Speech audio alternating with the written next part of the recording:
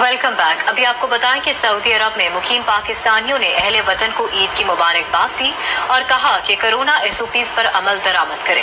انہوں نے کہا کہ کشمیر اور فلسطین کے مسلمانوں سے اظہار یکجہتی بھی کیا ہے۔ میں آئی ہوئی تھی یہاں عید کی نماز ادا کرنے، اور اب میں نے عید کی نماز ادا کر لی ہے۔ جیسے کہ آپ میرے پیچھے دیکھ سکتے ہیں، چھوٹے بڑے سارے بہت خوش نظر آ رہے ہیں اور سب اب اپنے گھروں کو روانہ ہو رہے ہیں نماز ادا کرنے۔ السلام علیکم، کیسے ہیں آپ سب لوگ؟ آج سعودی عربیہ میں عید ہے۔ جیسے کہ آپ نے دیکھا کہ چاند منائی گئی، لوگوں نے SOPs کو فالو کرتے ہوئے اچھے سے چاند منائی، مہندی شہندی بھی لگائی گئی پارلرز میں اپوائنٹمنٹ لے کے۔ اسی طرح سے ہم لوگ احتیاط کر رہے ہیں اور اسی طرح سے ہم احتیاط کرتے رہیں گے تو انشاءاللہ حالات بہتر ہو جائے گا۔ مجھے پوری امید ہے، یقین بھی ہے کہ اگلے سال پھر ہم اچھے سے اپنے گھر والوں کے ساتھ عید منا سکیں گے۔ پچھڑے ملتے ہیں بعد مدت کے، اس کو روزے سعید کہتے ہیں، درد اوروں کا بانٹ لینے کو بس میں ہستی میں عید کہتے ہیں۔